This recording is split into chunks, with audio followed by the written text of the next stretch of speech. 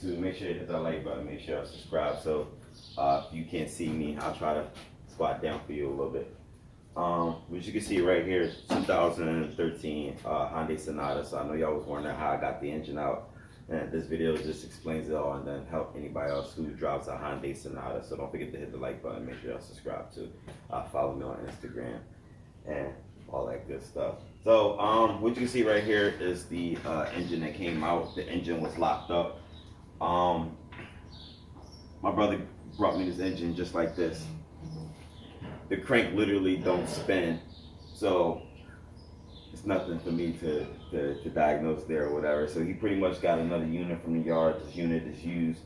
Don't ask how many miles because I'm mad that he went in and already got this, but he got a good warranty, 6-month warranty on this engine, give him enough time to come up with some good stuff within those 6 months.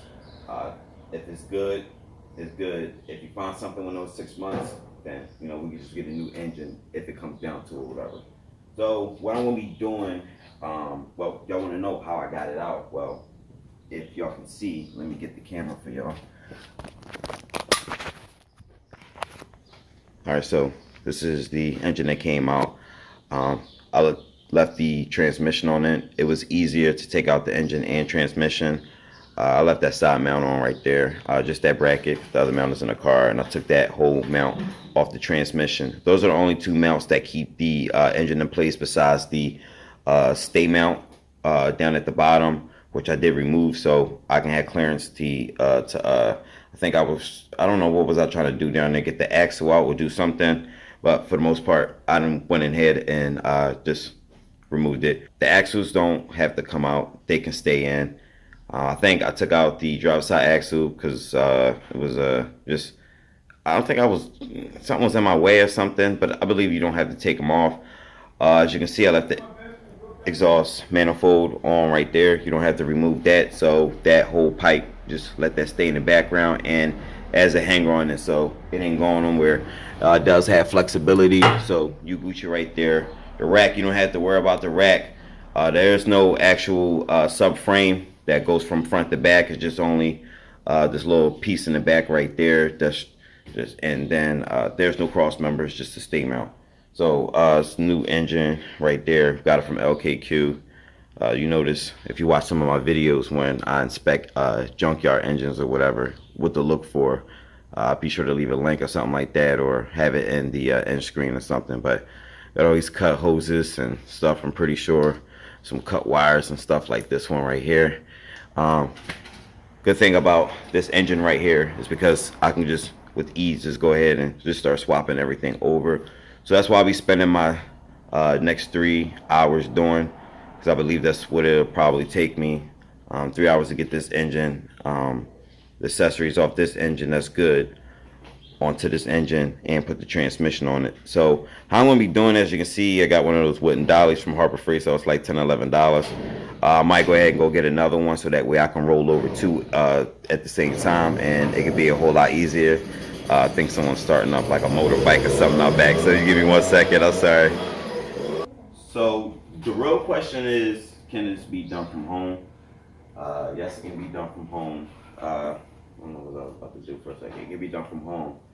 Make sure you got a partner. I really didn't have any help. Maybe I had my cousin come out and help me with the heavy lifting, but for the most part, it's a one-man job definitely, but make sure you got a partner for the heavy lifting.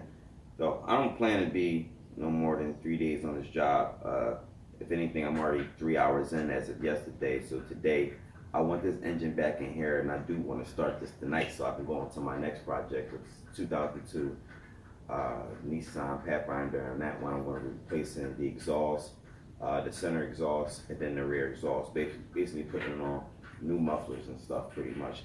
Everything's direct bolts on, and probably do a video on how to heat up the bolts to, get everything going. So maybe I'll film for a little bit. If y'all see me tear this engine down, I'll have a few clips, and but yeah, this could be done from home. And I've been looking online to see if anybody else done it from home, because a lot of people say, and I've seen many people take this, I don't know what the hell it was.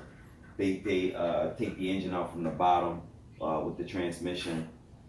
It's a lot easier that way.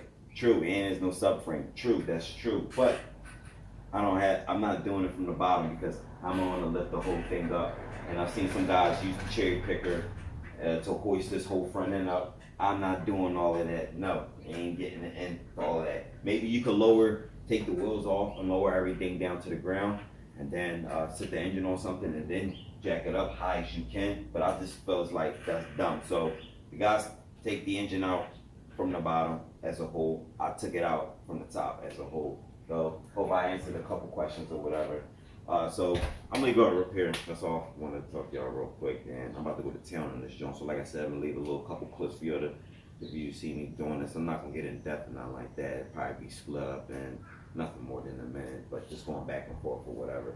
So next job, maybe I'll get this engine started. So that way y'all see how I roll, whatever, and then we're gonna go to the next project. But the good thing about me working from home now is I could do excuse me, I could do how-to videos for you guys definitely, and get more active and stuff on that note. And too, the holidays is coming around. I can't have no good content, and then the holidays is here, right? As a YouTuber, you understand that, right? So yeah, make sure you follow me on Instagram. That's the Instagram, YouTube, Leekautorepair, shirts, $25 plus shipping. Get with me in the email. Questions, comments, concerns, y'all know how to get me, so I'll holler at y'all.